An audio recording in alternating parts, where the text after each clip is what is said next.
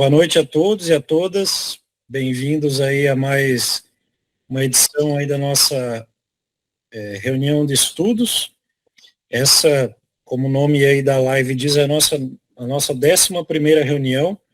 Então, essas atividades elas são oferecidas pelo grupo eBird Santa Catarina, que é uma ação, né, contínua de capacitação e integração entre observadores de aves, ornitólogos, pesquisadores, né, para a gente criar uma rede de ciência cidadã aqui em Santa Catarina relacionado à ornitologia, né, o estudo das aves. E, como de costume, a gente sempre costuma fazer aí conversas, né, com especialistas, com pessoas que entendem do tema. A gente já trouxe observadores de aves também falando aí sobre as suas histórias e trabalhos, né? E hoje a gente traz na nossa primeira reunião do ano o professor Guilherme Renzo Rocha Brito. Obrigado, professor, agora formalmente, pela tua presença, tua disponibilidade de tempo. A gente sabe aí da correria, né, de como é difícil encontrar tempo para essas coisas, mas a gente fica muito feliz, tá? Ainda mais por ser um professor aqui de uma universidade aqui de Santa Catarina, e a ideia é essa, a gente, né, botar todo mundo aí para se conhecer e conversar. Então, uma breve apresentação aí do professor Guilherme, depois ele pode falar melhor, né? Ele é biólogo, né, tem doutorado em Ciências Biológicas, Zoologia pela USP, pós-doutorado em Zoologia no setor de ornitologia do Museu Nacional da Universidade Federal do Rio de Janeiro, né, e atualmente ele é professor no Departamento de Ecologia e Zoologia na UFSC, a Universidade Federal de Santa Catarina, no campus de Florianópolis. Então ele há muito tempo já estuda diferentes aspectos, né, da ornitologia, principalmente anatomia e taxonomia de aves neotropicais. Então, professor, a palavra é sua. Fique à vontade para conduzir a apresentação, se quiser abrir perguntas no meio da apresentação, se quiser trocar ideia com o pessoal, tá? Fique bem à vontade, aqui é um espaço bem livre, tá bem? Tá bom. Muito obrigado. Obrigado a vocês, gente, pelo convite. É sempre um prazer, assim, participar dessas coisas, né? O João falou que é correria, não, mas isso faz parte também, né? Então, faz parte dessa coisa da gente devolver aí as coisas que a gente faz na universidade para a sociedade, ainda mais para o pessoal interessado, né? Então, tem um grupo muito interessante de entusiastas da ornitologia aqui no estado, então é sempre um prazer estar trocando ideias, né?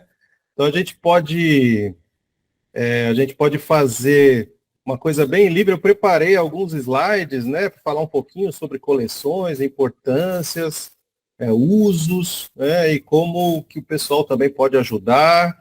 E mesmo quem não saiba aí, vocês são usuários diretos de coleção, né? Então eu vou mostrar um pouquinho como que as coleções estão na vida de vocês aí, mesmo vocês não sabendo, elas estão por aí, né?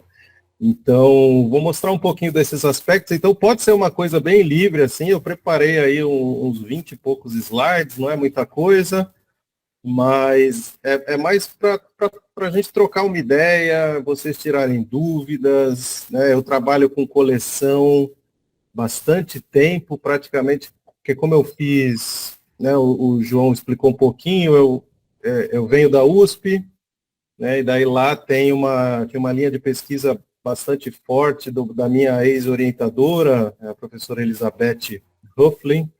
Ela trabalhava muito com anatomia de aves, né, então eu comecei já trabalhando com espécime, entendendo como que funcionava o museu, então eu estou inserido nessa coisa aí há alguns anos, né, então daí estou aberto aí para qualquer tipo de dúvida, viu, gente? Pode perguntar, e daí eu vou abrir a apresentação, daí eu não vou estar enxergando vocês aqui, mas daí o João pode me ajudar na moderação, então, e podem me interromper a hora que for, eu quero que seja mais um bate-papo mesmo, uma coisa meio informal, né? Eu vou mostrar algumas coisas da importância das coleções, com trabalhos que eu fiz, trabalhos que outras pessoas fazem, né? Então, e para dar uma fechada, assim, como que vocês, como cidadãos cientistas, podem auxiliar, né, essas coisas e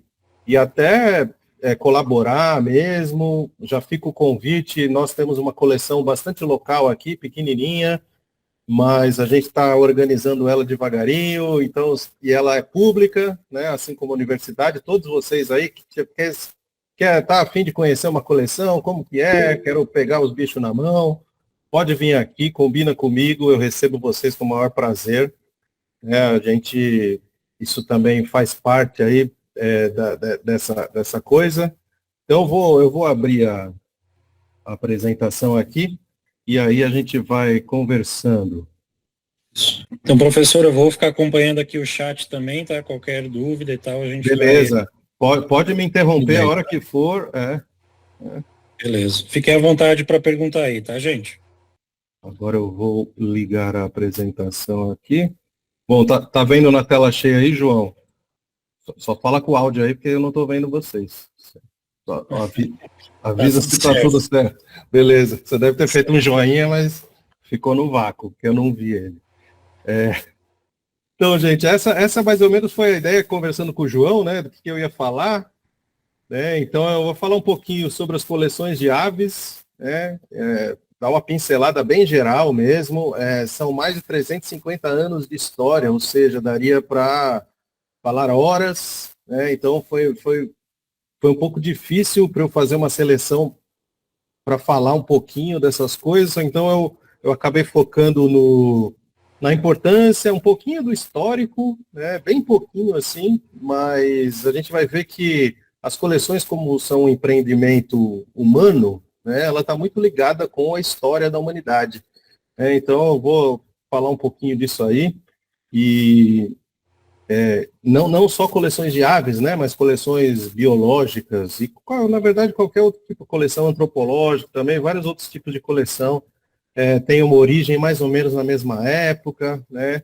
Então aqui estão os meus contatos, eu fico aqui na UFSC da capital, esse é o logo do meu laboratório aí, com a araponga, ave símbolo do estado, né? Então, trabalho com ornitologia e bioacústica, né? Tenho uma formação bem zoológica, mas aqui na UFSC, como tem um viés um pouco mais ecológico, então eu estou mudando um pouquinho nesses poucos anos que eu estou aqui, mudando um pouquinho a minha linha de pesquisa, engendrando bastante na bioacústica aí, mas sempre com o pezinho na zoologia, né? Gosto muito de osteologia e morfologia, dou aula disso aqui também, né? Então é um pouco difícil a gente sair da nossa origem, né? Tá aí o meu contato, vocês fiquem à vontade para entrar em contato comigo, né? Então, esse aqui é mais ou menos o esqueleto da apresentação, né? Seria a minha apresentação, eu já me apresentei, e vou falar um pouquinho, né, sobre o que são as coleções científicas de aves, quais as principais atribuições dela, os usos e a importância, né? Falar um pouquinho de que todos somos beneficiários diretos delas, né, e como contribuir. Né? Então, lembrando aqui que a ideia aqui é ser um bate-papo mesmo, mostrar algumas curiosidades para vocês. Logo no começo eu já vou falar da origem das coleções, aí vocês já vão entender um pouquinho da importância delas como repositório de testemunho, né, do que já foi o planeta, ou o que está acontecendo no planeta. Tem umas fotos de coisas interessantes aí que eu separei para vocês. Né? Então, essa aqui é uma foto famosa, né? Não sei se vocês conhecem essa foto, essa aí é a coleção lá do Smithsonian, essa foto foi até cortada, ela vai até o fundo lá, cortou umas 2 pessoas. Então, essa é uma parte, né, as coleções nunca ficam assim, né? Obviamente o pessoal abriu essas gavetas para tirar essa foto, né? Uma foto super famosa no meio aí. Só para mostrar um pouquinho do aspecto das coleções, né? É um acervo biológico, né? Muita gente faz uma analogia que coleções zoológicas, né, coleções biológicas seriam análogas, mais ou menos análogas a bibliotecas, né?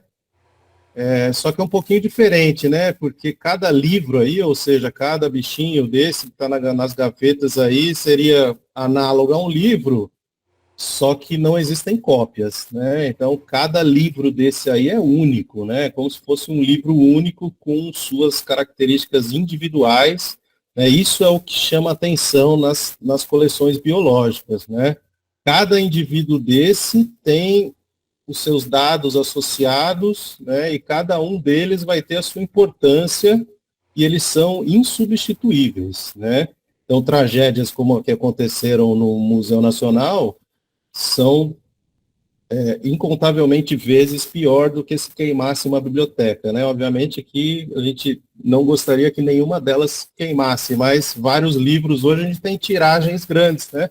Mas cada indivíduo desse aí que está aí, ele tem as suas particularidades, né? Época que ele foi coletado, maneira que ele foi coletado, como que era o ambiente na época que ele foi coletado. Então tem todo esse componente temporal também nas coleções, né?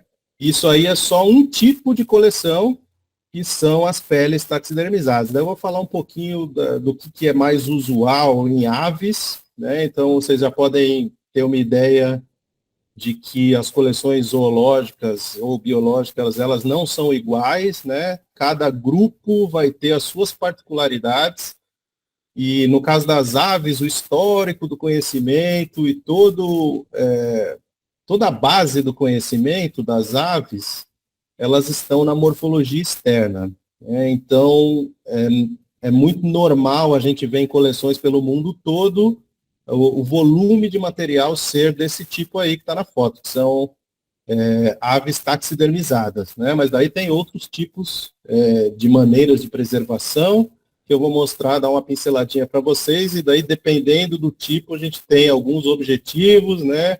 E a gente consegue tirar informações diferentemente, né?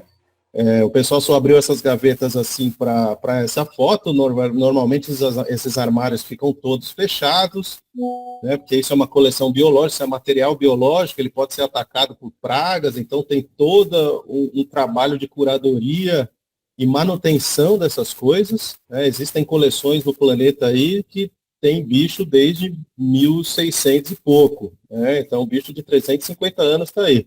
A gente prepara um animal hoje para ele, teoricamente, durar enquanto a gente cuidar bem dele, né? Então, vocês imaginem os custos e todo o trabalho que a gente tem para manutenção desse tipo de acervo, né? Então, o início, como que foi o início das coleções, né? É muito interessante que o início das coleções meio que começou junto com as grandes navegações e exploração do mundo, né? Então, o que aconteceu? As grandes metrópoles europeias, basicamente, estavam cheias de dinheiro e começaram a explorar o mundo, né? Para ir buscar mais recursos, e o pessoal começou a descobrir novas terras, novas descobertas. Então o cara batia em novos continentes, então tinha uma fauna completamente nova, e existia essa necessidade de mostrar o serviço, né? Encontrei ali um continente novo que tem uns bichos totalmente diferentes. Agora, como a gente vai fazer isso, né? No início, o pessoal tentava levar animais vivos, né? Só um disclaimer aqui, tá, pessoal? Lembrando que quando a gente estuda eventos históricos, essas coisas, a gente não pode cometer o que a gente chama de anacronismo, né? Então, a cabeça das pessoas era diferente, a ligação das pessoas com a natureza era completamente diferente. A gente está falando de 300, 400 anos atrás, né? A sociedade muda, essas relações mudam, então a gente não pode julgar as pessoas com o conhecimento e as ideias que a gente tem hoje, né? Então, sempre a gente dá um passo para trás e observa os fatos, entende como que se deu essas coisas, né? Então, então, nessa época, o que acontecia? Eram descobertas e as pessoas levavam esse material para a Europa, que daí os nobres, os aristocratas meio que faziam festas e mostravam, olha aqui, né, eu dei a grana para o Cristóvão Colombo, ele descobriu um lugar incrível ali, olha os animais que tem lá e tal. Então, as coleções se iniciaram nessa época. E o que é muito interessante é que todas as técnicas de preservação, eu não vou entrar muito em detalhes, como que a gente prepara as coisas, mas essas técnicas de preparação e preservação de animais começaram a se desenvolver também por causa dessa necessidade, né? Então é meio que o início das coleções nessas épocas aí, né? E daí aqui já vou chamar a atenção uma das principais importâncias das coleções, que seriam as coleções como testemunho, né? Testemunho de faunas que talvez não existam mais ou que estejam muito modificadas, né? Não sei se vocês conhecem esse papagaio que está desenhado aí, né? Esse é um papagaio lá do Mascarenos, né? É um gênero de papagaio, é um bicho muito diferente, ele ocorria nas Ilhas Reunião, que é uma ilha ali que fica a leste de Madagascar, né? Esses bichos aparentemente foram extintos ali no começo dos anos 1800, né? E as únicas evidências que a gente tem de que esse bicho já existiu um dia por relatos de viajantes, né, ali nos anos 1600, 1700, e a gente só tem 2 espécimes desse bichinho não, é um bichão, era um bicho grande, um pouco menor que algumas araras aí. Tem o holótipo está lá na coleção de Paris e tem um outro exemplar na Áustria, né? São esses 2 bichos aí. Então esse que está meio desbotado aqui é o holótipo, é o bicho que deu o nome, né? É o espécime. Quando a gente descreve uma espécie nova de ave ou uma espécie nova de qualquer organismo, o holótipo, ou seja, a gente tem um exemplar que serve para a gente fazer a descrição, né? Então, é ele que leva o nome, né? Então, é esse papagaio montado aí, né? Esse bicho, a gente nem sabe direito a idade, mas ele deve ser ali de 1700 e pouco, né? E do lado a gente tem 2 visões, é o mesmo exemplar de barriga para baixo e de barriga para cima que está lá no Museu da Áustria, né? Então, é o único testemunho de que essa espécie já existiu no planeta. Infelizmente, ele foi extinto por superexploração, era um bicho de uma área insular, né? Então superexploração e detonação do habitat lá da ilha, né? Então, além disso, a gente tem alguns relatos escritos de pessoas que chegavam lá, tinha um papagaio com esse bicão laranja aí, cabeça azul, né? Mas talvez tenha morrido o último exemplar em 1820 e pouco na casa de um rei europeu lá, mas não salvaram o espécime também, né? Esse aí eu não sei se vocês conhecem, pela cara aí vocês vão conhecer. Esse é o único exemplar de dodô que tem resto de pele, né? Então ele está lá na coleção de Oxford. A gente tem muito pouco exemplar de dodô, né? Todo mundo vê aqueles desenhos e tal, mas todos os desenhos são baseados em relatos e desenhos que o pessoal fez na época, e a gente não tem mais um espécime inteiro com pele, esse bicho taxidermizado como a gente vê hoje, né? Esse aí, aparentemente, numa certa época, porque esse bicho ele foi extinto antes dos anos 1700, né? Então, esse bicho aí, ele é de 1600 e tanto. Imagina quanto tempo que se passou. Aparentemente ele já foi inteiro, e daí ele começou a apodrecer, o pessoal começou a salvar e só se salvaram essas partes, né? Então, o pouco de informação que a gente tem sobre dodô hoje em dia são o que a gente chama de subfósseis. Então o pessoal vai lá nas Ilhas Maurício, onde esses bichos ocorriam, tem alguns pântanos, então o pessoal matava os bichos, comia lá e jogava o bicho no pântano. A gente acha esses esqueletos aí meio que ao léu ali em pântanos e tal, e daí o pessoal faz um composite. O que é? Pega um pedaço do pé aqui, que é de um indivíduo, a asa de outro e tal, e monta um Frankenstein, né? Ele não é um indivíduo único, né? Então a gente tem esses problemas. Então esse aqui é o único indivíduo que a gente sabe que esse pé, ele fez parte do mesmo bicho que tem essa cabeça aí, né? Então isso tem várias implicações aí, né? Então a gente consegue saber mais ou menos o tamanho que o bicho tinha pelas proporções, né? Nesses composites de coleção, a gente não sabe, porque são vários indivíduos que formaram um quebra-cabeça para você ter um esqueleto completo. Ah, mas eu já fui no Museu Americano e tem um esqueleto de Dodô lá. Sim, tem. Só que ele é feito de vários pedaços de vários indivíduos, né? Então, só para vocês terem uma noção aí das coisas e das informações, né, que a gente pode recuperar. Por exemplo, esse é o único espécime de Dodô que a gente pode tirar um DNA antigo. Tem alguns trabalhos recentes aí que o pessoal consegue tirar DNA de coisas antigas e usaram esse exemplar aí, né? Então ele tem partes de pele, algumas partes que preservam o DNA. Então ele é o único exemplar de Dodô que a gente conseguiu tirar um pouco de DNA e fazer o posicionamento, né, de que família que o bicho tá. Para quem não sabe, o Dodô é parente dos pombos, né? O Dodô é um pombo que não voava e gigantão, né, que ocorria ali nas Ilhas Maurício. Então, a gente tem muita gente que já escreveu, né, sobre coleções científicas, então depois quem quiser, eu posso passar para o João, para o pessoal aí, os artigos sobre a importância de coleção e tal. Eu acho que é legal, quem tiver a fim de ler. Daí tem esse trabalho bem interessante do Winkler e colaborador. O Winkler foi um dos caras que no final dos anos 90, 2000 ali, escreveu bastante sobre a importância das coleções, que estava tendo uma revolução, né? Estavam começando os estudos moleculares, né? Então aí ele escreveu umas coisas bem interessantes sobre a importância da coleção e importância dessa temporalidade, né? Para a gente entender a passagem do tempo e a necessidade de se manter coletas, né? Para a gente poder ter, eu vou explicar, vou até mostrar um trabalho bem interessante ali, mais para o final, né? Então, ele tem essa frase bem interessante nesse trabalho, que o propósito das coleções, né, científicas de aves, na verdade, não é exclusiva de aves, né, mas como ele trabalha com aves, né, e a gente aqui está falando dos bichos mais legais que tem, então a gente está fechando aqui, mas isso serve para qualquer coleção biológica, né? Então, preservar o registro ornitológico, provendo fontes de material e dados para pesquisas, tanto no presente como no futuro, né? Então, isso é uma coisa bem legal que eu gosto de falar.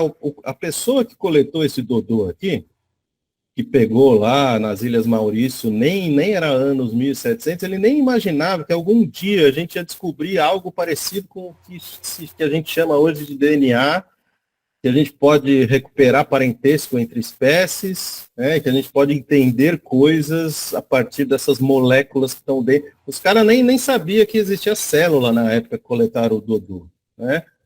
E o que acontece? O animal está preservado até hoje e novidades estão sendo descobertas porque a gente tem um avanço tecnológico, né? Então, se vocês chegassem para mim há 20 e poucos anos atrás e falar que estavam conseguindo tirar DNA de coleção, o meu eu de 20 anos atrás daria risada, né? Mas hoje é uma coisa corriqueira, né? O pessoal está conseguindo tirar DNA antigo de uma série de grupos aí, né? Então, a pessoa que guardou esse Dodô nem imaginava esse uso para ele, né? Da mesma maneira que a gente não imagina usos futuros que animais que nós estamos preservando e guardando hoje vão ter aí no futuro, né? Então, o que acontece? A humanidade evolui aí as tecnologias e a gente consegue aplicar coisas novas e ajudar no entendimento da natureza aí, né? Daí, como são utilizados esses espécimes, né? Então, agora eu vou falar um pouquinho como que, especificamente de aves, quais são os tipos diferentes aí de maneiras de preservar animais em coleções e que tipo de trabalho que são feitos em relação a eles, né? Então, como eu disse para vocês, a gente tem as coleções de peles taxidermizadas, né? Então, não sei se todos vocês já conhecem isso, já viram, né? Isso, normalmente a gente vê o bicho taxidermizado na posição de vida, né? Com o olho, asa aberta, a gente vai nos museus e vê isso. Isso é o que a gente chama de preparação artística. Mas a grande maioria do volume de informação que a gente tem é esse tipo de preparação aí, o bichinho deitadinho, sem olho, né? E com todas as informações na etiqueta, né?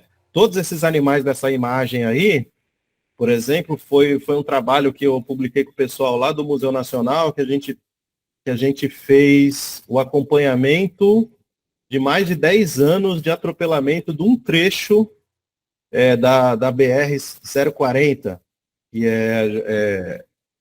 que liga Minas ao Rio de Janeiro, e daí tem muito atropelamento lá, e daí tinha uma empresa que recolhia os animais atropelados e levava para o Museu Nacional, lá do Rio de Janeiro, e eles eram preparados, e daí a gente fez lá todo o estudo de número de animais, né, do tipo da fauna que estava lá, e é uma oportunidade enorme para a gente entender variação, né? Então, tem esse desenho aqui, essa foto aqui com as corujas, né? Olha a diferença individual das suindaras, tá vendo? São 5 exemplares da mesma espécie que ocorrem no mesmo lugar. Tem o mais branquinho, tem o que aqui é um pouco mais marrom, né? Será que isso é variação individual? Será que isso é variação de sexo? Será que é de idade? Então, são essas coisas que a gente pode recuperar, né? A quantidade de jacus que atropelavam lá era enorme, então a gente fez um estudo do loop da traqueia do bicho, então dá para saber qual que é macho, qual que é fêmea pela cor da íris, todas as partes nuas, então tudo isso a gente acaba recuperando, né, dos espécimes, né? Então, tamanho de gônada, se é macho, se é fêmea, todas essas coisas aí, né? Então, e a grande maioria das coleções ornitológicas são de peles assim, né? Então, ou tiradas diretamente do mato por expedições científicas, ou como mais recentemente, cada vez mais raro ter expedições específicas para ir coletar, né? Então, normalmente, a gente acaba recebendo animais como esses aí, todos atropelados. Eu, por exemplo, na nossa coleção aqui tem um convênio com o aeroporto, então o bicho que é colisão com a aeronave a gente recebe, então, de uma certa maneira, a gente continua recebendo esses animais, né? Então, aqui é um trabalho só para vocês terem uma noção de como a gente usa essas peles taxidemizadas, né? Então, em 2016, a gente publicou esse trabalho aqui, que é a revisão taxonômica do complexo Arremon flavirostris, né? O tico-tico do campo, né? Vocês vão ver que eu não sei muito nome popular não, viu, gente? Muita coisa para decorar, é nome de aluno, nome de bicho, não. Daí, então, eu só decoro os nomes científicos, né? Então, antes de 2016, tinha esse complexo aqui, gigantesco, que a gente chamava tudo de Arremon flavirostris. E daí a gente foi lá, um aluno estava fazendo mestrado com esses bichos, o Nelson, que é o primeiro autor aqui, e ele estava estudando a variação, né? Existiam algumas subespécies, subpopulações ali, com nomes, e o que a gente faz? A gente faz um estudo super amplo, cada bolinha dessa aí nos mapas é um indivíduo, que está depositado em algum museu. Então a gente olhou uma série de coleções, né? E foi ver a variação morfológica. Na verdade, a gente não estudou só a variação morfológica, né? Isso aqui é só o exemplo que eu estou dando para vocês, mas a gente estudou vocalização, né? E também morfometria, né? Medidas de corpo e tal, e as características de plumagem, né?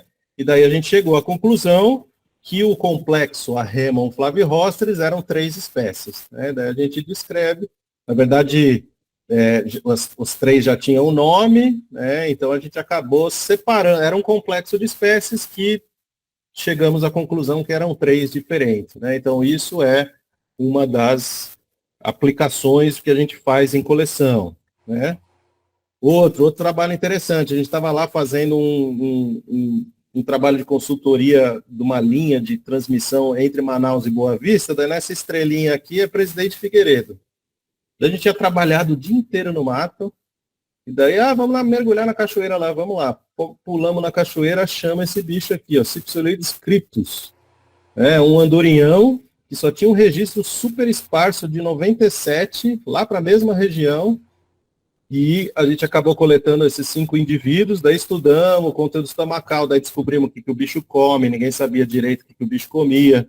Aparentemente ele tem o dimorfismo sexual que não estava descrito, tá vendo? Na barriguinha aqui, ó, o bicho tem a barriguinha uniformemente marrom, é macho, as fêmeas continuam com essa estriação, né? Descrevemos o ninho, os ovos, toda a reprodução desse animal, né? Daí está tudo lá, testemunho no museu. Então, quem lê esse trabalho aqui e duvidar de alguma coisa, eu acho que esse dimorfismo sexual aí, o pessoal viajou. Né? Então, beleza, você tem o número dos bichos aqui, você vai ver o mesmo indivíduo que a gente descreveu aí, pode ir lá na coleção, né? E estudar isso aí, né? É o que a gente chama da repetibilidade da ciência. Né? Então, são coisas que a gente pode fazer com essas peles taxidermizadas. Né? A gente tem também coleções osteológicas, né? Então, a osteologia vão servir para outras coisas, né? Às vezes serve para taxonomia também, mas geralmente a gente usa para auxílio da paleontologia, por exemplo. Então, a gente conhece muito mais sobre animais viventes, porque eles têm muito mais aí no planeta, então a gente conhece muito mais de coisa vivente do que coisa fóssil. Né? E daí toda a paleoornitologia, por exemplo, ela se baseia em comparações com os bichos atuais. Né? Então a gente tem coleções osteológicas, a gente não monta, da mesma maneira a gente tem a montagem científica dos esqueletos, que na verdade não é montagem, né? Eles ficam desmontados dentro das caixas, para a gente poder fazer comparação osso a osso. Né?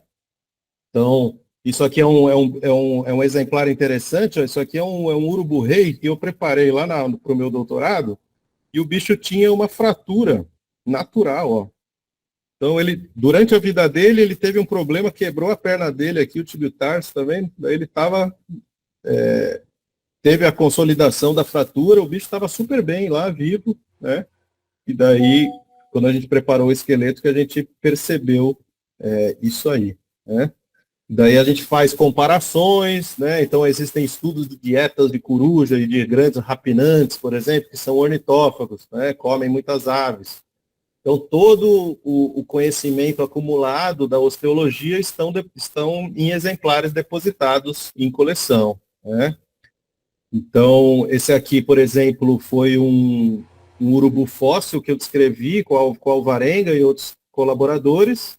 Esse osso aqui, esse número 2 aqui, que é o osso do urubu fóssil, ele foi encontrado numa caverna lá em Lagoa Santa, onde tem muito fóssil. Né? Então, estavam desenterrando um fóssil de preguiça gigante dentro da caverna e tinha esse osso de ave perto da preguiça gigante morta lá, de 14 mil anos.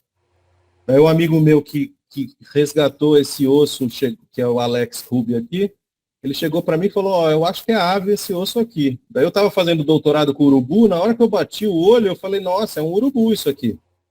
Só que ele é maior que um urubu-rei, que é o número 3, e ele é menor que um condor dos Andes, que é o número 2. Daí eu fui lá, liguei para o Alvarenga, que era um grande paleornitólogo brasileiro, né, lá de Taubaté, e falei para ele, Alvarenga, eu estou com o tibio tarso de um bicho aqui que eu acho que é novo. E daí ele viu e falou, acho que é, então a gente escreveu um gênero, espécie nova do urubu lá do Pleistoceno, e daí a gente só conseguiu saber que isso era um urubu porque a gente tinha as outras, todo outro material dos bichos recentes em coleções. Né? E esse aqui é o meu doutorado, então a gente usa caracteres osteológicos para fazer comparações e fazer relações de parentesco. Né? Então, são as importâncias das coleções. Por exemplo, no meu doutorado, eu estava estudando a relação dos urubus com as outras aves. Eu olhei bicho de 4 ordens de aves. Né? Seria impossível ir atrás de todos esses bichos para ficar pegando o esqueleto. Não, você vai em coleções. Né? Então, eu fui em coleções fora do Brasil e tal, para olhar bicho africano, bicho do Sudeste Asiático, porque as maiores coleções ornitológicas, biológicas mesmo, estão fora daqui. Né? A gente tem coleções bastante importantes aqui, com material bastante local, mas com essas coisas extras brasileiras a gente tem que ir para fora. Né?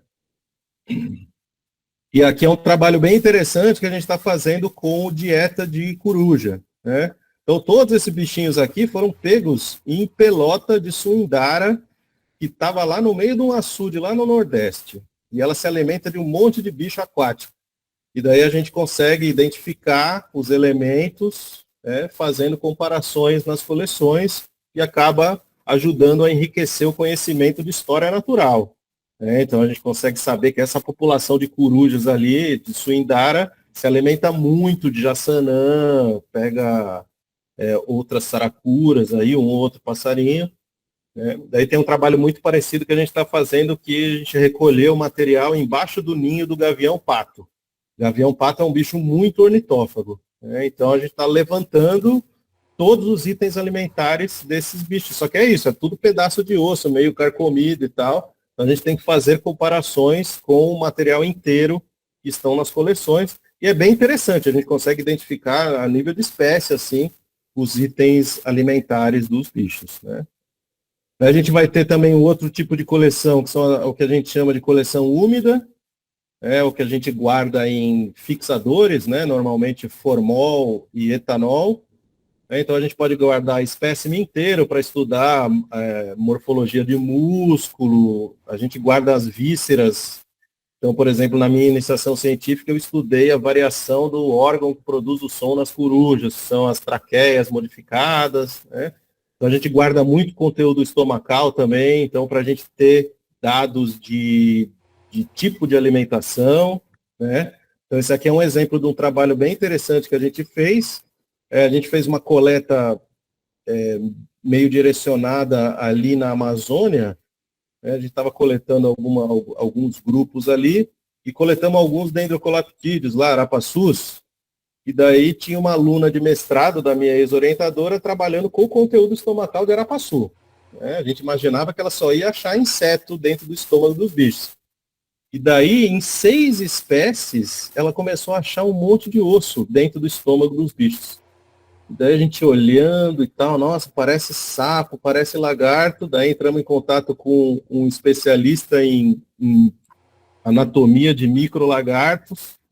E daí conseguimos identificar várias espécies de lagartos e sapos dentro do estômago de vários arapaçus aí, alguns até sem registro de que se alimentavam de vertebrados, né? Aí hoje, com um monte de foto aí, vira e mexe, o pessoal tira foto de arapaçu comendo pequenos vertebrados, né? Então, aparentemente, faz parte da dieta deles aí também. Isso a gente só conseguiu saber porque o estômago do bichinho que tinha sido coletado há vários anos atrás estava guardado lá numa coleção. Ultimamente, a gente vai nos últimos 20, 30 anos até, pode falar de 30 anos, e teve uma revolução no conhecimento da biologia molecular. Essa foi a última grande revolução nas coleções, que abriu um tipo novo de coleção. Então a gente pega pedaços do tecido e guarda nesses tubinhos para poder estudar vários aspectos do DNA. Daí, com isso, a gente consegue estudar vários aspectos da biologia das aves e outros organismos. Relação de parentesco, diferença populacional, aquela coisa que a gente fez com o Zahremon lá de complexos de espécies, né, delimitação de espécies, diversificação de grupos.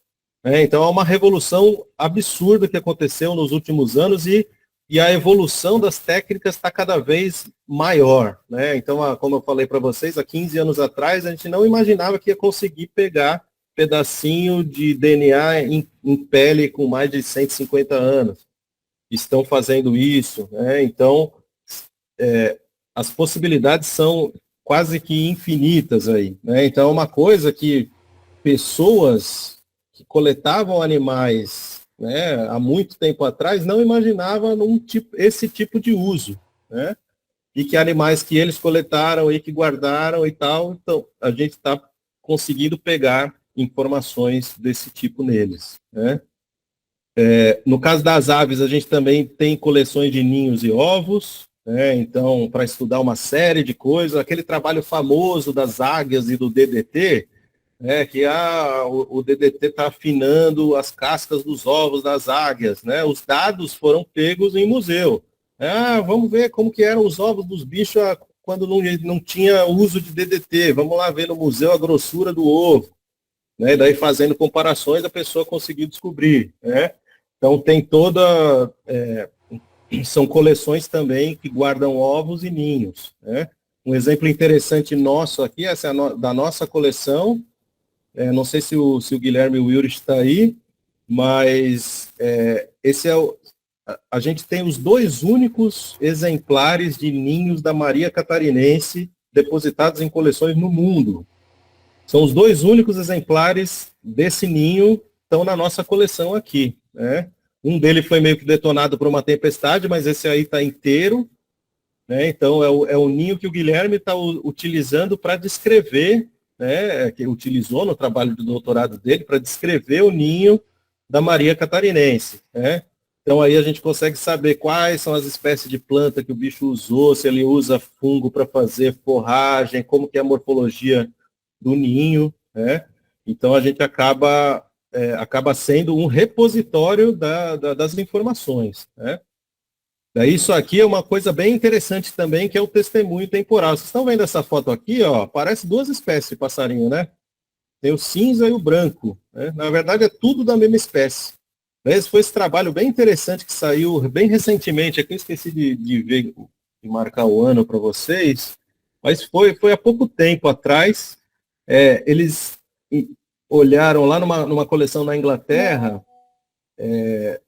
de 1880 até 2010, exemplares de 3 ou 4 espécies, acho que foram mais de 1.300 exemplares, e eles conseguiram, isso aqui é o que a gente chama de cor adventícia. Esse cinza aqui, não é que o bicho produziu o pigmento cinza, ele está sujo de fumaça de carvão.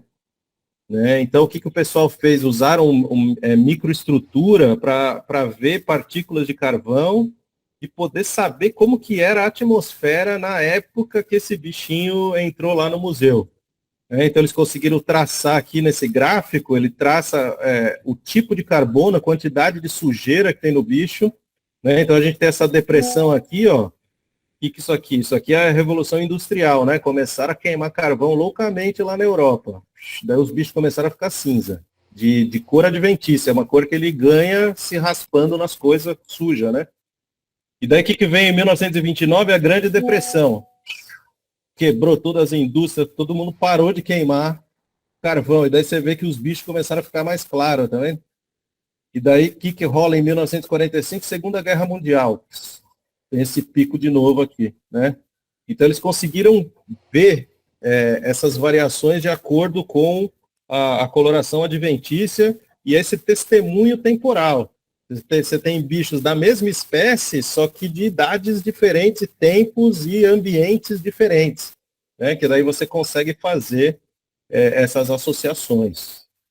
E daí todos nós somos beneficiários diretos de coleção, né? Quem nunca aqui abriu um guia de campo? Né? De onde vêm essas informações? Essa coisa da gente tirar foto, de gravar, né? De ter celular, isso é muito recente, né, gente? É coisa de... Ó, eu sou ornitólogo aí, eu não me considero muito velho, hein? Parece papo de velho, mas eu não me considero muito velho, mas eu vi essa evolução. Assim, na época que eu era estudante de graduação, por exemplo, era suado para arrumar um livro. Era difícil, tinha que ir na biblioteca, eu ficava roubando o livro da biblioteca, tomava multa, mas não devolvia os livros, né? Mas porque era difícil, essa coisa de aplicativo de celular é muito recente, né? E todos esses guias, eles são baseados em informações de coleção, né? Então, época reprodutiva, né? Como que o bicho troca de plumagem, por como que o macho e a fêmea é diferente, como que a plumagem do juvenil. Eu que trabalhei vários anos em coleções, é super comum.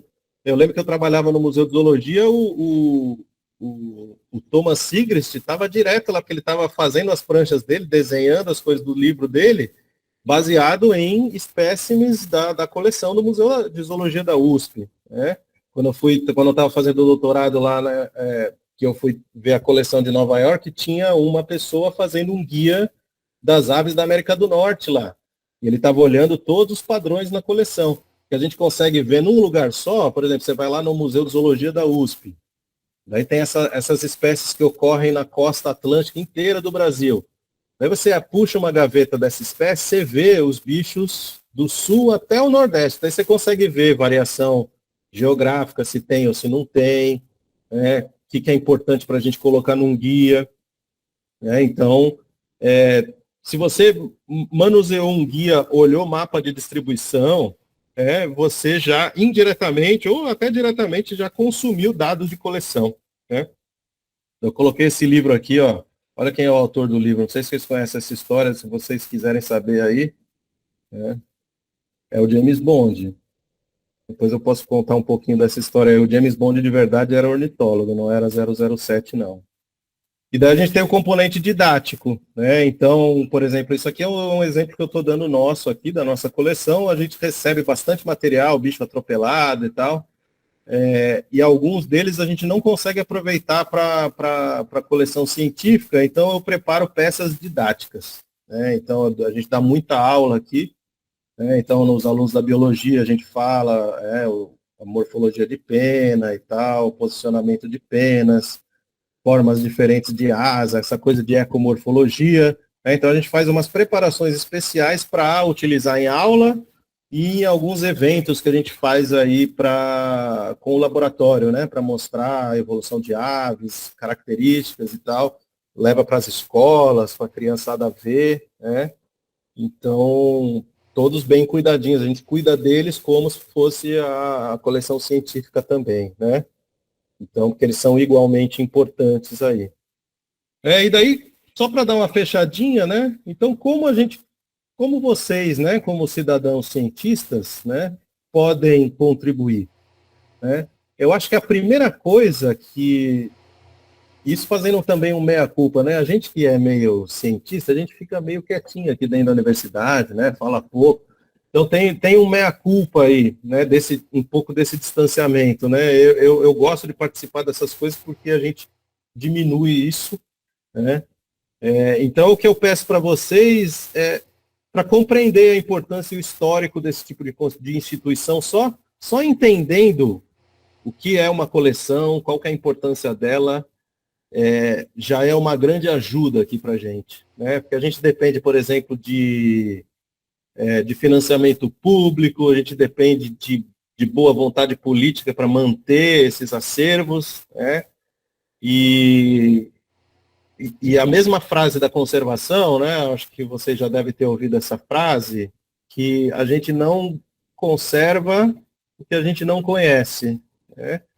Então, só conhecer que existem essas coisas e repassar para as pessoas que vocês gostam, e conversar sobre isso já é uma grande ajuda para a gente.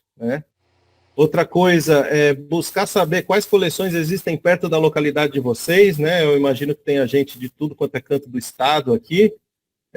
Aqui em Santa Catarina, a gente não tem coleções muito grandes, A gente tem algumas coleções que são grandes, mas são bem direcionadas. Por exemplo, lá em Pissarras tem o Museu Oceanográfico. Então eles têm uma coleção, só que lá é muito voltado para a fauna marinha, Tem algumas aves lá, mas é tudo bicho costeiro e pelágico, A gente tem a nossa coleção aqui, que ela é bem local, Então é basicamente bichos da ilha de Santa Catarina que a gente tem. A gente não chega a ter 600 espécimes taxidermizados aqui, só para vocês terem uma noção. A coleção do Museu de Zoologia da USP está com mais de 120 mil, Museu Nacional 80 mil, tem o Museu Guild, que é bastante grande, mas eles são museus, Aí tem características diferentes. Aqui a gente é uma coleção bem local e a universidade aqui até hoje não teve o interesse de se tornar um museu, Então é uma coleção bem local mesmo, referência para algumas coisas daqui. Desde que eu entrei aqui, eu sou o primeiro ornitólogo com doutorado na instituição, A UFSC foi fundada em 60 e tantos. Eu sou o primeiro ornitólogo com doutorado aqui, Então, tudo isso influencia, historicamente, essas coisas, E aí, quem quiser colaborar, obviamente ninguém é obrigado a fazer isso, mas vocês estão no mato, né? Isso que é muito legal. Essa coisa da popularização, da observação de aves e de entusiastas, né? Botou muito mais gente no mato, isso que é legal. Porque tem muito mais gente, o que acontece? São muitos mais olhos, né? É inegável a contribuição de vocês para o conhecimento ornitológico, essa coisa de novos registros, o pessoal acha bicho, porque nunca tem um ornitólogo no lugar que aparece o bicho, né? Porque tem pouco ornitólogo. Daí com aumento, é estatístico, aumenta o número de gente olhando, vai aumentar os registros raros, né? E também vai aumentar o encontro de algum registro de animal morto que pode ser interessante para a coleção, né? Então, caso seja, né? Então, se for fácil trazer, se for fácil guardar, né? Então, a gente encoraja que vocês preservem o material, né? Normalmente congelado mesmo. Anote os dados básicos, eu acho que no próximo slide tem alguma coisa assim, a gente pode conversar um pouquinho também. E entre em contato com alguma coleção para destinação. Aqui em Santa Catarina, acho que tem a coleção da FURB também, que eles recebem, mas é pouca coisa, né? A gente não dá conta também. Então, daí vocês têm que entrar em contato com a coleção para ver, vocês conseguem vir buscar o bicho tal. Dependendo do bicho, a gente vai, né? Eu já peguei 5 horas de estrada aí para buscar um bicho pro João aí, né? Que ele achou. Então, dependendo do que a gente vê a importância de guardar esse material, né? E, ultimamente, a grande maioria do material de muitas coleções, por exemplo, a nossa coleção aqui é quase 100%. É 100% dos animais que a gente recebe de aproveitamento desse tipo de espécie. Bicho atropelado, colisão com vidraça, envenenamento, eletrocução, gato, né? Então, recentemente aí, muitas coleções têm se beneficiado desse tipo de material. Então, e é coisa muito importante. Então, a gente recebeu uma pica-parra aqui que foi encontrado morto na casa de uma aluna aí. Terceiro registro para o estado, primeiro registro para a ilha. Então, tem muita coisa interessante que pode aparecer aí. Então, para a destinação, o ideal é congelar, né? Até hoje, eu trabalho com isso há mais de 20 anos e até hoje, se eu for deixar um bicho lá no freezer da minha mãe, ela chia, né? Então, é isso, vocês têm que convencer alguém para botar no freezer e tal. É seguro, né? Então, junto ao bicho, sempre anotar o local, a data, quem encontrou e as circunstâncias do encontro. Então, por exemplo, ultimamente, a gente está recebendo um monte de bicho aqui e a gente vai marcando. Foi o gato que pegou, foi vidraça. E daí, daqui a alguns anos, a gente vai poder saber o que é o que mais mata bicho aqui na ilha de Santa Catarina. E a gente poderia ajudar o setor público aí a minimizar isso aí. Tá tendo muita colisão com vidraça na cidade inteira. Então, vamos fazer uma normativa aí para tentar impedir ou diminuir isso. Tá tendo muito atropelamento naquele local ali. Então, vamos tentar diminuir a velocidade dos carros ali, né? Então, tentar contribuir nessa maneira, né? E era isso. Meio curtinho, mas acho que eu falei bastante, né? Deixa eu parar aqui. Era mais ou menos isso aí, pessoal. Agora, quem quiser, tem dúvida aí, fiquem à vontade. Tá ótimo, professor. Muito obrigado. Sensacional, sensacional, tá? Fantástico. A gente teve aqui alguns comentários. Vou ler aqui, que é para todo mundo ouvir. O Miguel Bis, ele falou que na cidade dele, em Laurentino, eles têm um museu de história natural. Foi criado graças ao apoio do Ministério Público, que direcionou parte das multas ambientais arrecadadas para a criação do mesmo, né, e foi encabeçada pela Associação Ambientalista Pimentão. Então, eles têm acervos de taxidermizados no museu, e ele falou que tem observado que aumentou consideravelmente o número de aves mortas em colisões com vidros, né, uma vez que está em alta aí na arquitetura atual e também muitos bichos atropelados, né. Miguel, se tu quiser dar uma palavrinha aí sobre esse museu, bem legal esse exemplo aí de um museu. Legal saber, né? Legal saber mesmo. Bem legal mesmo. Tá? Fica à vontade. Pessoal, boa noite. É um prazer estar participando. Parabéns ao João, parabéns ao professor Guilherme. E a Pimentão começou em 2007. Nós éramos todos caçadores de gaioleiros e resolvemos mudar radicalmente. Então a gente começou a preservar e estudar o pimentão. O bico-pimenta, no caso, Saltator fuliginosus na época. Uhum. E nós tivemos a sorte de pegar uns promotores aqui no Alto Vale que tem uma consciência ambiental, que tem afinidade. Então, a gente começou a entrar em contato com eles e é difícil manter uma instituição hoje que preserva o meio ambiente por conta da despesa, não tem verba.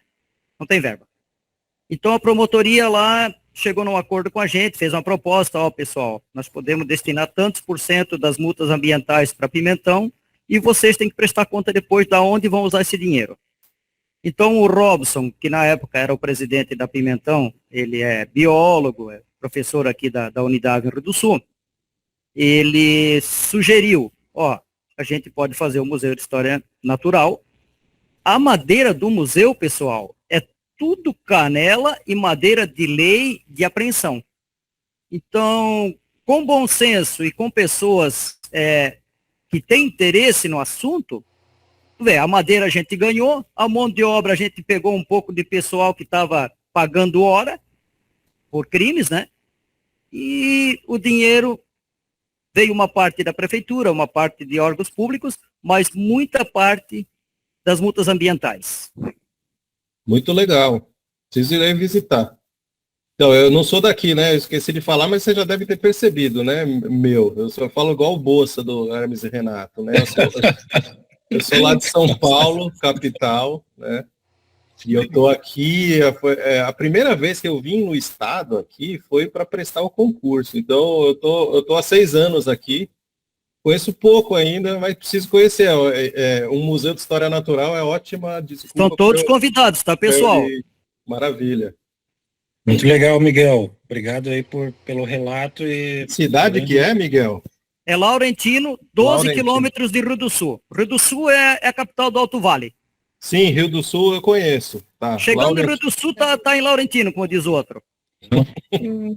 Sábado de manhã sempre é aberto, tá? Mas se vocês agendarem, a gente consegue uma visita extraoficial.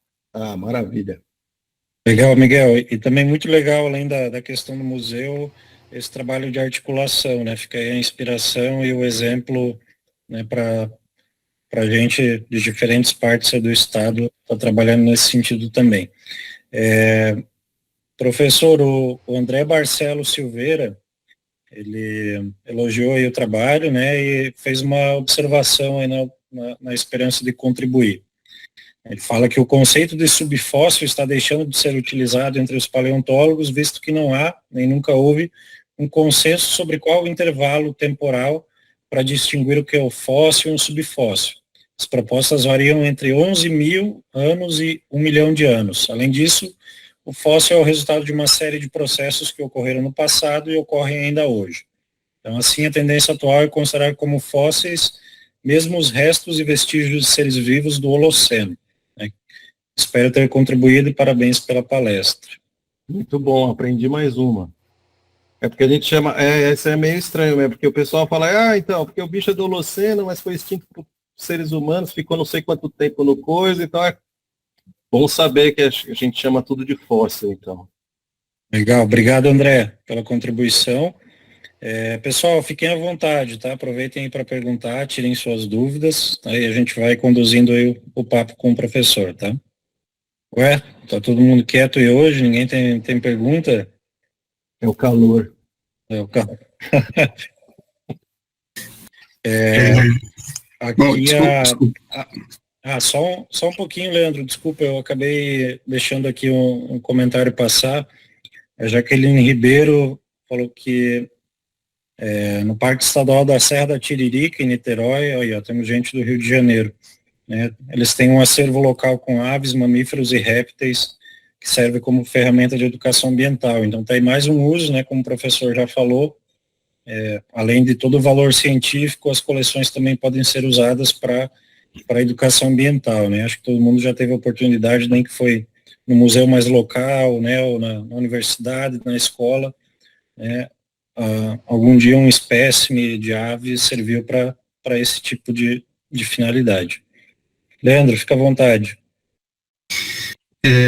Boa noite, professor Guilherme. Parabéns aí pela apresentação. Acho que foi muito produtivo, né? Importante para todo mundo, né? Entender e conhecer um pouquinho da importância, né? Das coleções científicas. E uma coisa assim, eu lembro de algum tempo atrás ter visto isso, mas assim, confesso que depois não pesquisei mais e não vi mais como que anda isso. Quando você comentou a respeito dos tecidos, né? Que o que se tem hoje em dia é que, até pouco tempo atrás, é que você coleta esse tecido do animal fresco, né? Antes de preparar ele. Mas parece que alguns anos atrás conseguiram desenvolver uma técnica, né? Para conseguir extrair DNA de peles de bastante tempo, né? Pode falar um pouquinho como que está isso, assim, atualmente, qual que é a limitação dessa técnica, se você consegue trabalhar com peles lá de 300 anos?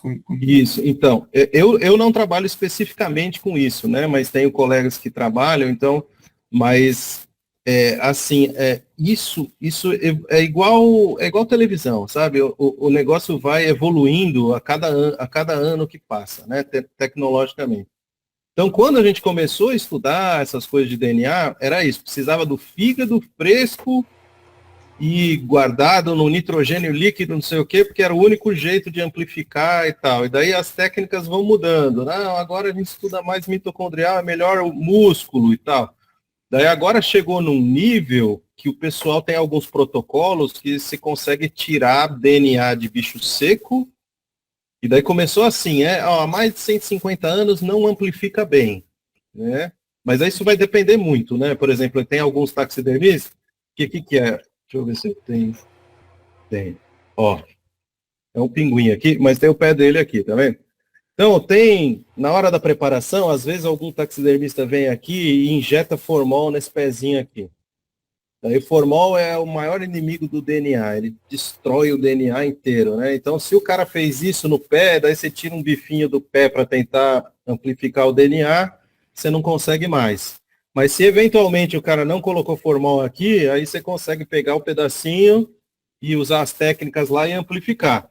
O negócio hoje em dia está tão avançado que o pessoal conseguiu pegar DNA de Neandertal, né? Então, você pega o osso da pessoa, da outra espécie de humano que morreu há não sei quanto tempo lá na caverna, e o pessoal está conseguindo amplificar, né? Então acho que isso acaba dependendo muito, depende da preparação e do jeito que o animal foi guardado, né? Mas existem técnicas hoje em dia super avançadas de trabalhar, o pessoal é até especialista em ancient DNA, procura aí, DNA antigo. Tem um amigo meu aí que o doutorado dele foi com o DNA do Dodô, né? Ele foi lá em Oxford, ele trabalhava lá, e daí ele foi lá, pegou o tecidinho lá daquele bicho que eu mostrei a foto de vocês, para vocês, e daí conseguiu amplificar o DNA do bicho ali. Daí consegue tirar desses fósseis recentes que acham aí nos pântanos lá. Então, tá bem avançado, assim. Tem o pessoal que fala que está conseguindo quase amplificar coisa de formol já. E daí são revoluções, daí isso aí é muito interessante, é aquela coisa que eu falei para vocês. Tem pessoa que coletou passarinho e colocou em museu que não imaginam os usos que o espécime oriundo do trabalho dele estão tendo hoje, né? E é uma coisa que a gente tem na cabeça, sabe? O bichinho que eu estou preservando hoje aqui, talvez tenha um uso no futuro que a gente nem imagine. Daqui a 150 anos, o que a gente vai poder resgatar desses espécimes, né? Uma coisa que eu esqueci de falar existe todo um estudo de ectoparasitas também, né? Então a gente vai lá, tira os ectoparasitas do bicho, e às vezes você não tira, daí você taxidermiza o bicho, daí a gente guarda eles aqui num ambiente controlado, né? Coloca uns veneninhos lá, cânfora, basicamente, e daí os ácaros morrem no espécime. Daí tem um professor aqui no meu departamento que ele é especialista em ácaro plumícola. são ácaros que vivem nas plumas das aves.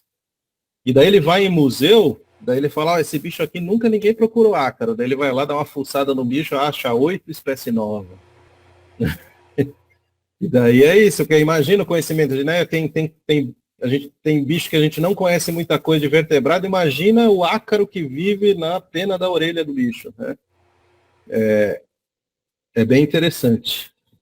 Olha lá, o André falou aí que o DNA mais antigo sequenciado até hoje é o mamute.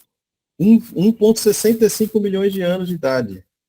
É muita coisa, né? Mas daí é isso, são circunstâncias, né? Deve ter sido um mamute congelado lá da Sibéria, que com o aquecimento global descongelou, e daí o cara vai lá e consegue tirar, né? Mas mesmo assim, estava lá congelado há mais de 1 milhão de anos, né?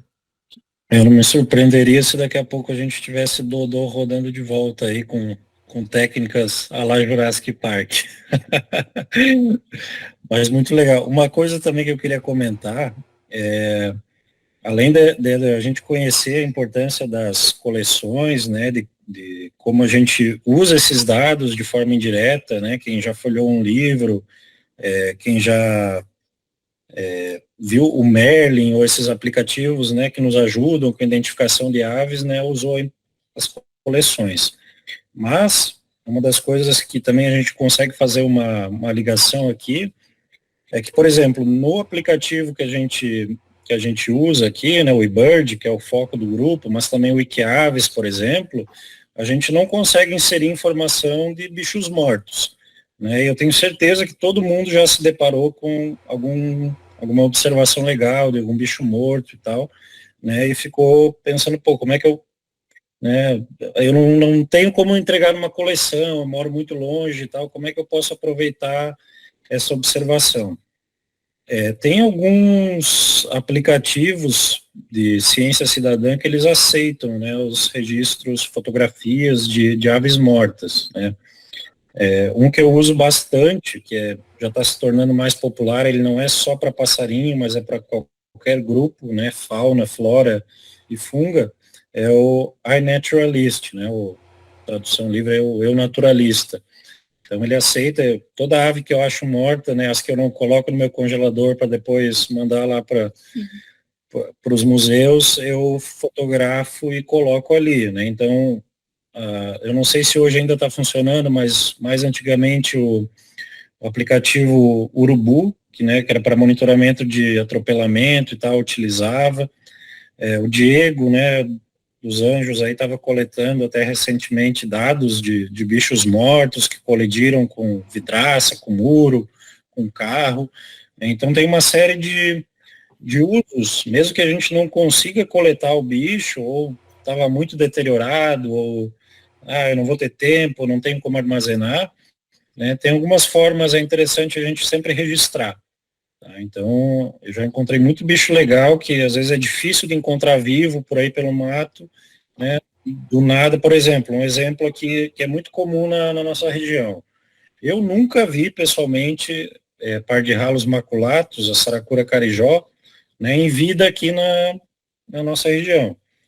E olha que eu já procurei esse bicho, ando embanhado há 12 anos, nunca vi. O Ivo trouxe um para mim, daí, não é?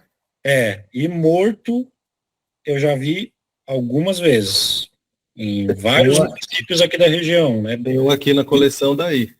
Isso, bichos encontrados em área urbana, né?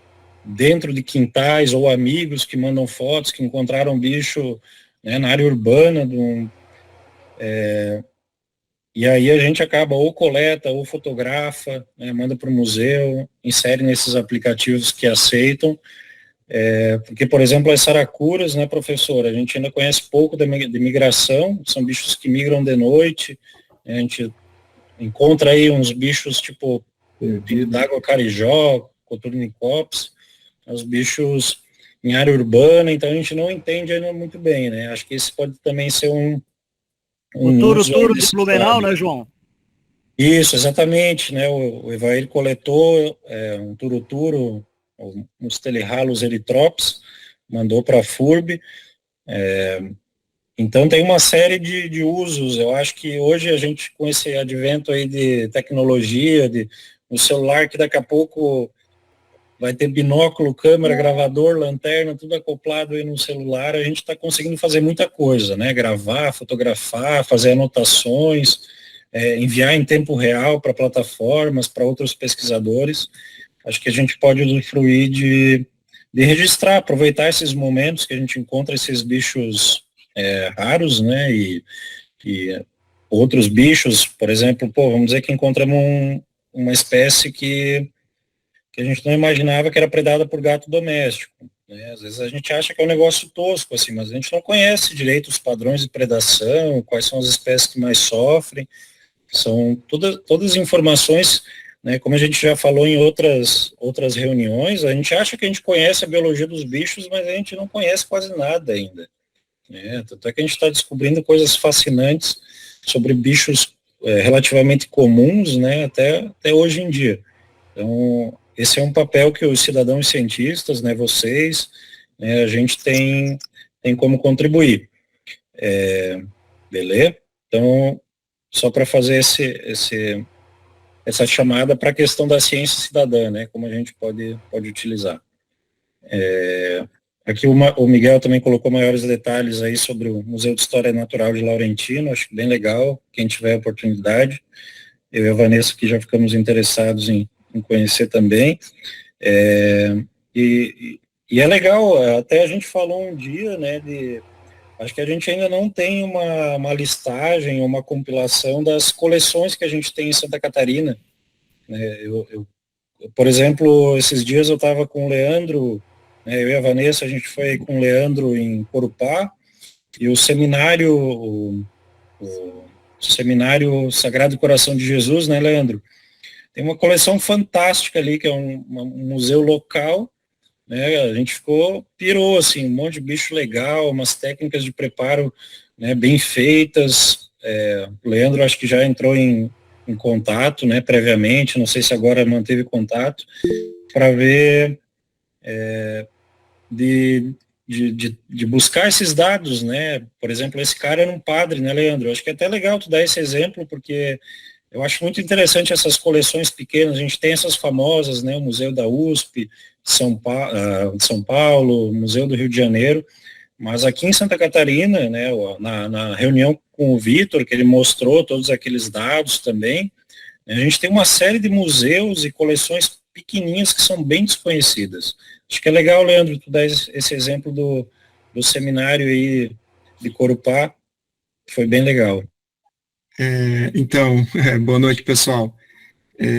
Então, essa coleção que tem aqui no museu, né, do seminário, era um padre que estava aqui e ele, assim, o cara, ele aprendeu sozinho a fazer taxidermia e ele era super, né, interessado, assim, e buscava informação, desenvolvia técnicas, né, e aí ele tem um acervo, assim, muito legal, né, tem muito bicho, por exemplo, tem Celeus galeatus, né, o pica-pau de carcanela, acho que é o único bicho, porque um problema, né, que até então, para quem já né, conseguiu conversar com o pessoal ali do museu, para ver a procedência dos bichos, né? Parece que nem todos eles têm a procedência, né, exata, porque ele tinha um viveiro que ele recebia muitos animais, ele comprava, ou ele trocava, e aí quando morria ele taxidermizava. E aí estão hoje nessa coleção. Então, eles têm um acervo, agora não vou lembrar o número, né, João, que o rapaz conversou, eu acabei ainda não tive retorno lá da moça, mas eles têm uma coleção assim, em exposição, que já é grande, sei lá, deve ter bem mais de 100 bichos, e tem uma boa parte que está guardada, né, nem fica em exposição. Então, eles têm um acervo bem legal.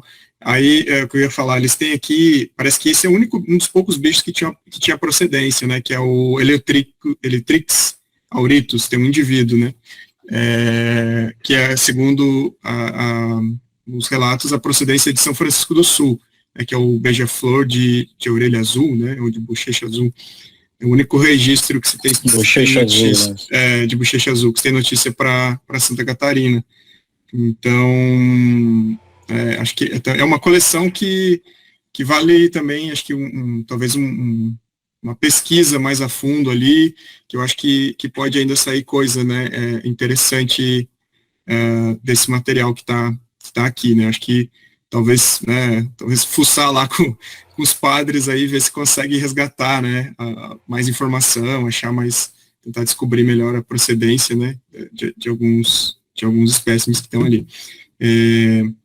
O João também falando dessas coleções pequenas, né, acho que a Lenir também usou muito, né, no livro dela, ela fala de várias coleções, uma é da coleção do Colégio Agrícola, né, que, se eu não me engano, tem acho que o de Araquari, acho que tem alguns indivíduos, ou alguma coisa, e eu acho que tem não sei se é Camboriú, acho que tem também algum material, não lembro agora. Então, também, né, são informações que estão por aí, né, estão dispersas, e que, poxa, acho que é interessante, né, a gente conhecer e tentar buscar informações, entender, né. Mas isso aí é muito interessante mesmo, porque tem essa coisa dos padres, é comum eles se interessarem, assim, principalmente mais ou menos nessa época aí, anos 30, 40, daí existiam algumas coleções particulares, então a gente tem aqui uma parte de uma coleção de lontras, que é dos anos 50, 60, tem o Morphinus, né? Então um Uiraçu falso, né? Então podem ter pérolas aí guardadas nessas pequeníssimas coleções aí. Colégio, essa de Coropá é bem famosa, né? Eu acho que tem um Morphinus lá também. Acho que esse trabalho que fez o levantamento dos Morphinus aqui em Santa Catarina, eles foram em algumas coleçõezinhas dessa aí. Mas eles foram focados para procurar o bicho, né? Não tem uma olhada geral no material ali. É legal que o pessoal vai guardando e cuidando, né? O problema dessas coisas é o abandono, né? Porque daí às vezes se perde muita coisa. Porque é caro, daí você não tem a vontade, né? E é bem difícil mesmo. Legal, gente. Obrigado, Leandro, pela explicação. O Christian, boa noite, Christian. Christian Joen que comentou aqui que na coleção da FURB, né, de Blumenau, tem alguns espécimes que foram coletados e preparados pelo Helmut Sick, né, o ornitólogo mora aí do Brasil. E o Cadorim comenta aí que acho que viu um arapaçu coletado pelo Sick lá mesmo. Então, o Miguel e o Guilherme estão com a mão levantada. Miguel, fica à vontade. Quando surgiu a ideia de fazer o Museu de História Natural de Laurentino, o Isaac Haverot, de Tuporanga, já fazia parte da Pimentão. Então ele comentou, ele disse, lá em Tuporanga tem uma coleção que era um padre que cuidava. Continuando o assunto aí do Leandro, do professor, então a igreja tem muita história quando se refere a coleções e preservação, né? E o Isaac daí agendou com o professor Robson, eles foram lá em Tuporanga para ver essa coleção. E chegaram lá, como o professor Guilherme já falou, muita coisa perdida, porque o padre que cuidava da coleção faleceu e ninguém assumiu. E foi se acabando. Então, até nós cogitamos pegar alguma coisa para botar no museu daqui, mas pouco se aproveitou. Que dó, Miguel. Essa deve ser a história de várias coleções aí que a gente nem deve ter conhecido, né? Se perderam aí ao longo do tempo. Fala, Guilherme. Fica à vontade. Fala, pessoal. Boa noite. Estão me ouvindo? Sim. Tranquilo? Então, sobre essas coleções pequenas, cara, tem também uma coleção no Colégio Cônsul, em Brusque, que também era dos padres ali, dos pastores. Só que muito desse material não tem procedência certa. Até a Lenir, acho que ela foi visitar essa coleção quando ela fez o livro dela, mas muito do material não tem procedência, eles não sabem exatamente de onde que veio aquele material. Até a gente pode destacar aqui, né, sempre que você vai doar alguma coisa para a coleção, sempre anotar certinho, né? Hoje em dia a gente tem possibilidade de ver a coordenada geográfica, porque muita coisa também muda de nome, né? Pega as coleções lá de Corupá, o Leandro deve saber, lá era a Colônia Hansa, que hoje em dia ninguém mais sabe nem onde é que fica. Então, se tivesse uma coordenadinha geográfica, já jogava lá e saberia de onde é que será. Ah, será que é de Jaraguá? Será que é de Corupá? De onde é que exatamente que é aquela pele, né? Tem uma coleção também em São Bento do Sul, tem um museu em São Bento do Sul, que era, acho que Marcelo Rubel que cuidava, né? Acho que ele faleceu um tempo atrás. Eu fui visitar essa coleção uma vez, tem 2 onças pintadas lá, para vocês terem uma ideia, taxinizadas. Acho que a galera da Mato nem sabia disso direito. Eu falei para um pesquisador da UFSC, aí, Maurício Greipel, e ele ficou surpreendido. Tinha 2 onças pintadas num museu pequeno lá em São Bento do Sul, que ninguém tinha conhecimento, né? Essas coleções pequenas, realmente, elas têm grande valor, né? Mas elas precisam realmente que a gente tenha todas as informações essenciais, né? Que é a data, a localidade, né? Quem foi o coletor e tudo mais. Todas essas informações são super importantes, né? Até aproveitando esse gancho Legal, Guilherme.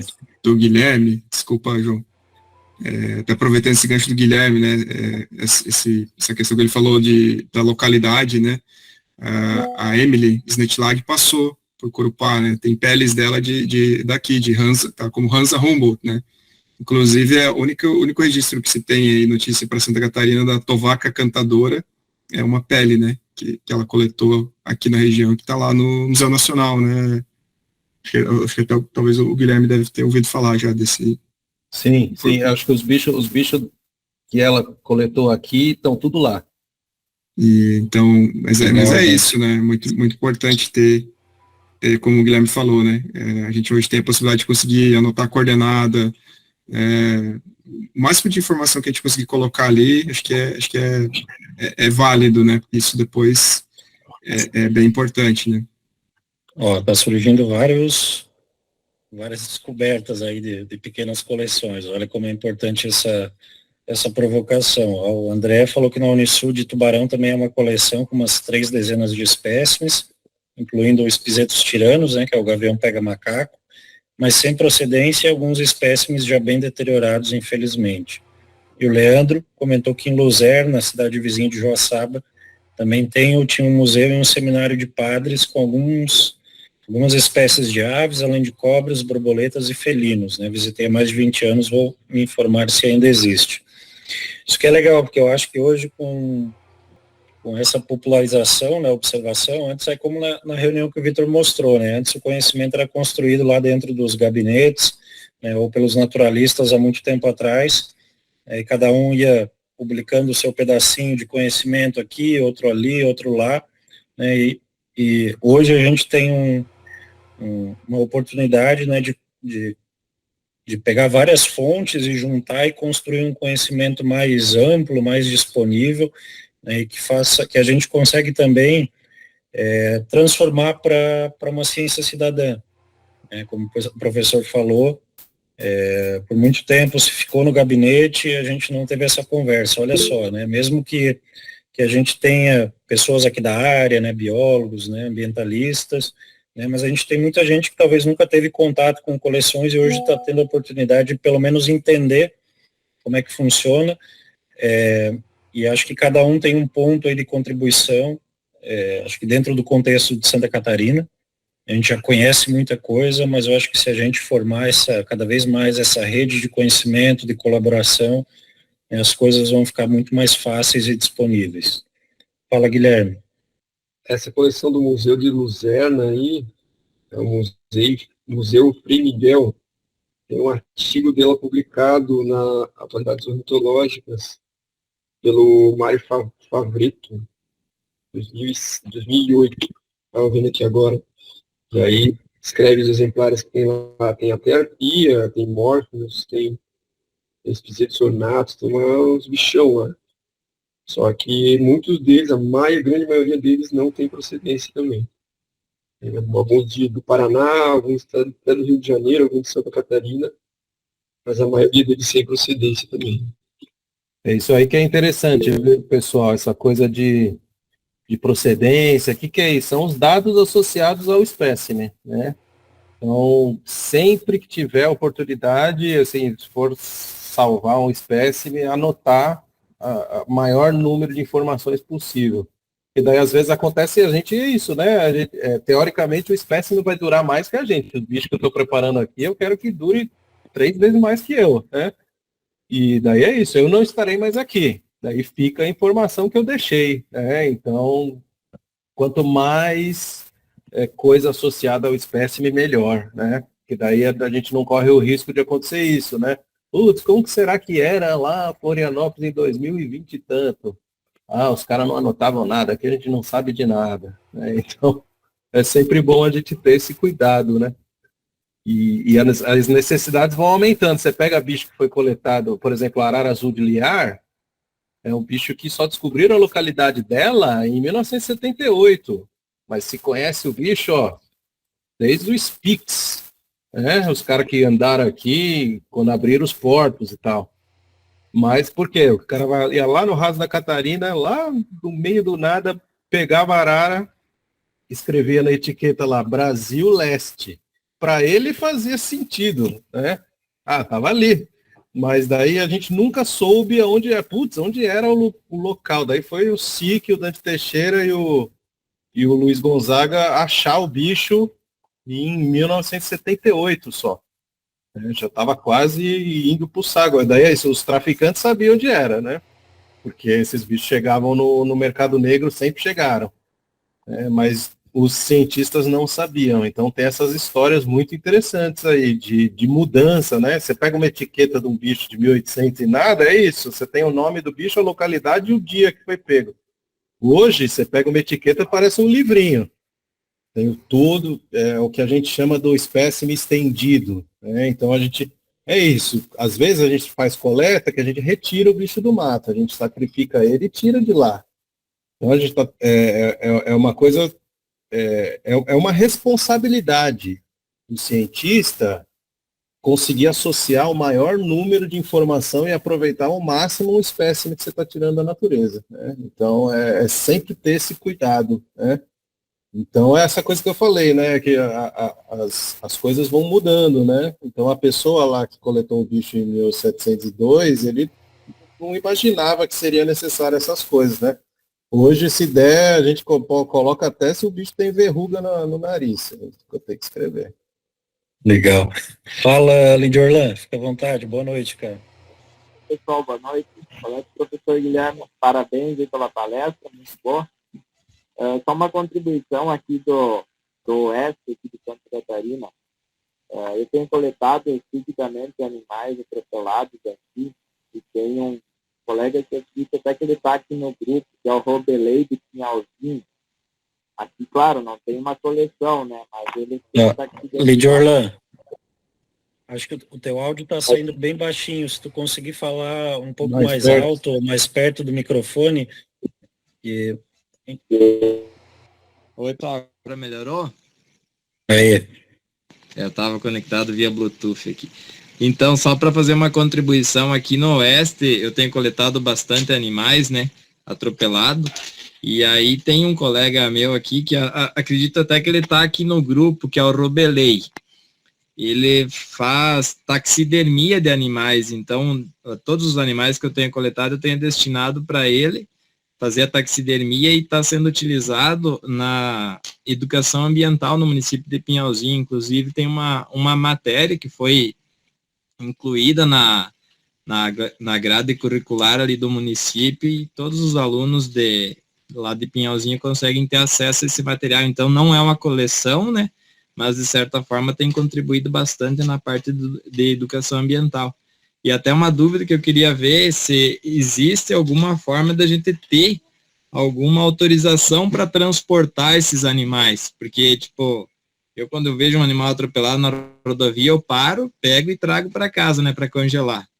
Mas aí até a gente tem uma insegurança de um dia a polícia pegar a gente com o animal no carro e a gente acabar se complicando, né?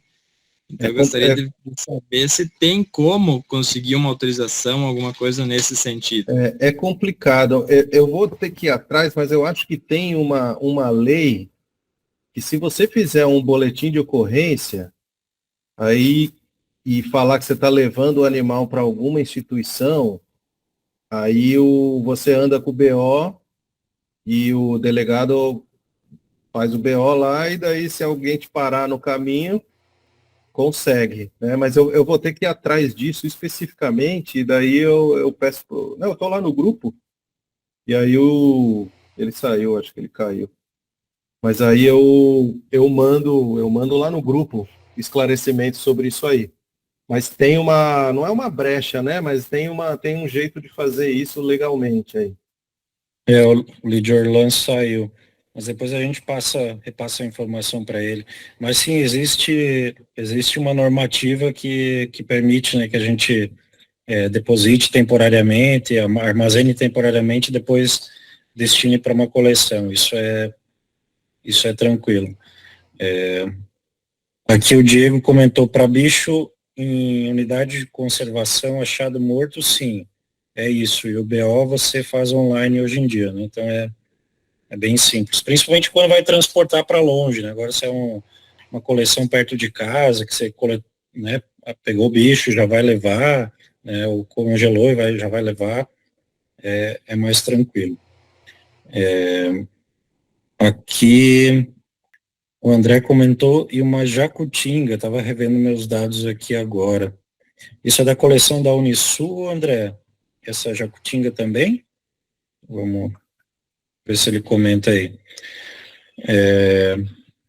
Pessoal, fiquem à vontade, tá? Para fazer mais. Sim, ele confirmou aqui. Que legal, uma jacutinga na coleção da Unisul. Fiquem à vontade aí para fazer mais comentários e perguntas. O Fernando Paludo levantou a mão. Fique à vontade, Fernando. Oi, pessoal, boa noite. Agradecer ao professor Guilherme pela apresentação, o pessoal do Bird de Santa Catarina pela organização. Achei muito legal essa apresentação de hoje. Acho que eu nunca tinha parado para... Apesar de estar na universidade, eu sou... quer dizer, o professor Guilherme é meu orientador, inclusive. Eu confesso que eu nunca me inteirei muito sobre essa parte de coleção científica, né? Acho que hoje eu percebi que tem um valor ainda maior do que eu imaginava. E uma coisa que agora eu fiquei pensando é se tem alguma maneira fácil de procurar de forma online, assim, coleções. Tipo, eu não sei se essa informação ela está muito disponível na internet. Tipo, eu quero procurar bichos de tal localidade, procurar tal espécie, como que eu faço isso para achar de uma maneira mais fácil, sem ter que ficar indo de museu em museu, procurar e tal? Existe alguma maneira? Então, tem uma iniciativa do governo brasileiro, né, CNPq, que é a plataforma CIBBR. Deixa eu ver aqui, plataforma. Que, teoricamente, os curadores das coleções têm que digitalizar as coleções e colocar lá, né? Só que isso aí vai depender da instituição, né? Então, por exemplo, a nossa aqui não está lá, né? A gente está começando a fazer a planilha para alimentar lá alguma hora. Mas algumas coleções mais antigas já tem. Isso para o Brasil. Daí, coleções de fora, nos Estados Unidos, os caras têm, né? Só que daí você tem que entrar em cada coleção. Daí você vai lá no Field Museum, daí você entra no site do Field Museum e busca lá o acervo, e eles têm a coisa digitalizada, né? Os dados das etiquetas e tal, o número do bicho. Então já dá para saber o que tem lá. Dá para fazer buscas avançadas. Eu sei que o Field Museum tem isso há muito tempo, que é o de Chicago. Eu acho que o Smithsonian tem também, e o Museu Americano lá de Nova York. Mas essas coleções, os caras têm muita grana, né? Em comparação com a gente aqui, é outro nível, né? Daí tem uns caras que já tem a foto do espécime associada, daí você acha lá, né? Mas aqui tá devagarinho, mas é uma iniciativa nacional, então é interessante isso, porque daí tem padronização de dados, né? Então você já encontra bastante coisa lá no CIBBR. E tem também o Species Link, né, professor? Que é isso, que daí fácil de acessar, né? Vou deixar aqui também nos comentários.